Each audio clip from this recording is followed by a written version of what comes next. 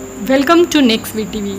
आज इस वीडियो में हम उस बीमारी के बारे में बात करने जा रहे हैं जो कि कोविड के बाद अचानक से बढ़ती हुई नज़र आ रही है लोगों में, जिससे कि लोग ये पैनिक हो रहे हैं कि अभी तक कोविड से हम उभर नहीं पाए हैं और अचानक से ये ब्लैक फंगस कहाँ से आ गया।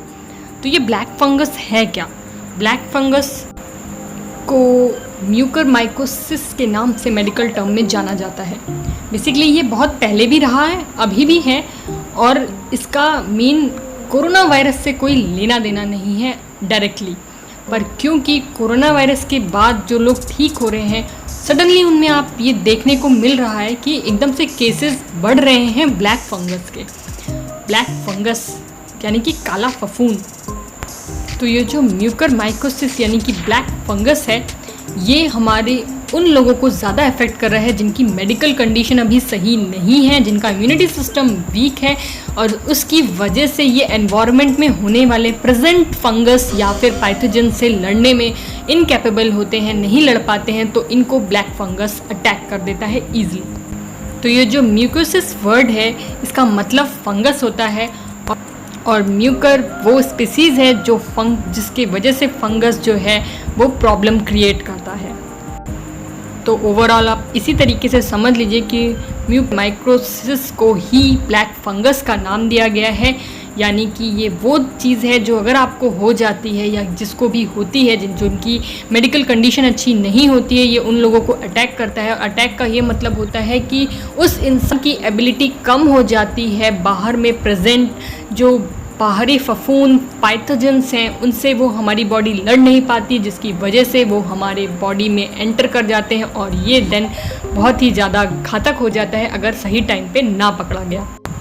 आमतौर पे ये फंगस हवा में, मिट्टी में, हर जगह होता है, लेकिन क्योंकि हमारी बॉडी जब तक मजबूत है तब तक ये हमारी बॉडी के अंदर अटैक नहीं कर पाता। पर जब हमारी बॉडी वीक होती है, कमज़ोर होती है, इम्यूनिटी सिस्टम ख़राब होता है, तो ये फंगस बहुत ही आसानी से हमारे अंदर अटैक कर जाते हैं। अब समझते हैं कि ये एंटर कहाँ से होता है। ये एंटर होता है यानी कि हमारे शरीर में अंदर घुसता है नाक के, जिसे नेज़ल कैविटी भी कहते हैं, यानी कि ये नाक के थ्रू हमारे अंदर पहुंचता है, जिससे कि हमें नाक जो ब्लॉकेज फील होती है, और फिर नाक से ये हमें जाता है आँखों में, यानी कि हमारी आँखों में, और देन आँख में जाने के बाद ये अफेक्ट करता है हमारे ब्रेन में।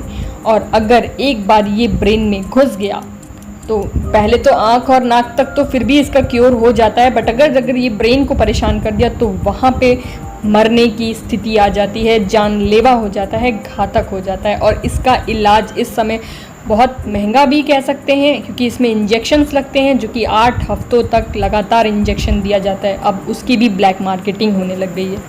तो ये बीमारी आप तक ना पहुँचे, उसके लिए आपको ये समझना होगा कि आखिर ये किन लोगों पर अटैक हो रहा है।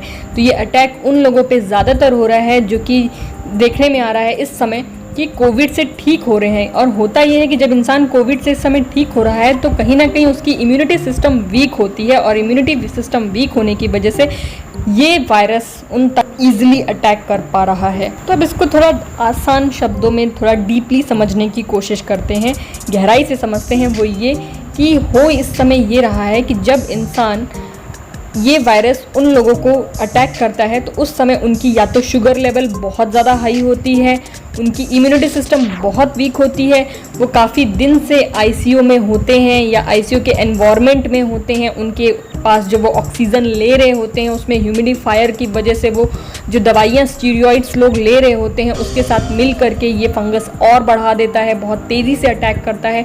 तो सबसे बड़ी गलती जो इस समय लोग कर रहे हैं कि जब वो इलाज करवाते हैं इस बीमारी का, कोविड का इलाज करवा रहे होते हैं, तो वो स्टीरॉइड्स लेने लगते हैं। और स्टीरॉइड्स भी ऐसी मेडिसिन होती हैं, काम तो बहुत अच्छा करती है, पर अगर उसको सही तरीके से ना लिया जाए, बिना डॉक्टर की प्रिस्क्रिप्शन के ना लिया जाए, तो वो आपकी बॉडी को इसी तरीके से नुकसान करती है। क्योंकि स्टीरॉइड्स वो चीज़ होती हैं जो आपकी बॉडी में जाके जब आपको एक तरीके से जब तक ठीक कर रही हैं वो तब तक जब तक कि वो आप सही टाइम से सही ड्यूरेशन में डॉक्टर के कहे के अकॉर्डिंग ले रहे हैं। लेकिन जब आप उसको अपने मन में अपने हिसाब से कभी भी लेना शुरू कर दिया, कभी भी बंद कर दिया, उस केस में आपकी बॉडी बहुत वीक हो जाती है, आपका इम्यूनिटी सिस्टम लो हो जाता है, और उसके साथ आपका शुगर लेवल सुपर हाई हो जाता है। और जिसकी वजह से ये ब्लैक फंगस ईजिली आपकी बॉडी में घुस जाता है और वो क्रिएट करता है वो प्रॉब्लम जिसके लिए आज सब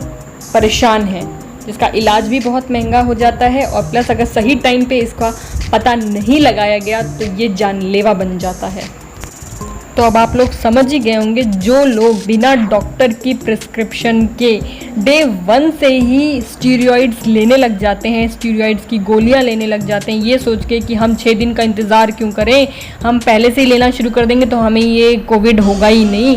तो ये सबसे गलत फहमी है उन लोगों की, क्योंकि स्टीरॉइड जब अगर आप डे 1 पे ले लेंगे और आप एकदम माइल्ड केस वाले रहे होंगे तो ये उसको इवन आपके कोरोना वायरस को भी बहुत तेज़ी में मल्टीप्लाई करने लग जाता है। इसकी ज़रूरत सिर्फ तभी होती है स्टीरॉइड्स की जब आपको ये चीज़ डॉक्टर बोले कि आपको लेना है, वो भी तब जब उस केस में होता है जब इंसान एडमिट हो जाता है, हॉस्पिटलाइज्ड हो जाता है और वहाँ पे डॉक्टर के अंडर ऑब्जर्वेशन में होता है, उस टाइम पे इस स्टीरॉइड्स को लेना चाहिए। अदरवाइज जब तक आप होम आइसोलेशन में हैं तो डॉक्टर की कंसल्ट से आपको आम दवाइयाँ लेनी होती हैं, स्टीरॉइड्स नहीं लेना होता है।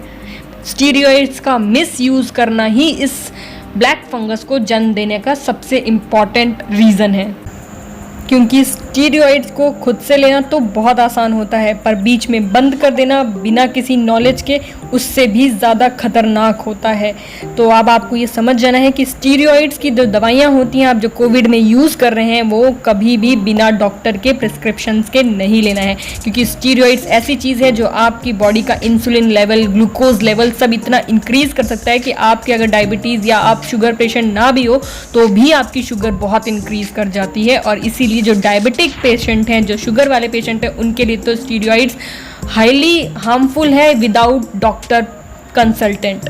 और इसीलिए उन लोगों को जो कि शुगर के पेशेंट हैं, जिनका इम्यूनिटी सिस्टम वीक है, हॉस्पिटलाइज्ड हैं, जो कि रेगुलर ऑक्सीजन लेवल में ऑक्सीजन ले रहे हैं, जिनका एनवायरनमेंट सही नहीं है, तो अब आप समझ लीजिए ये उन लोगों को ब्लैक फंगस का सबसे ज़्यादा खतरा है।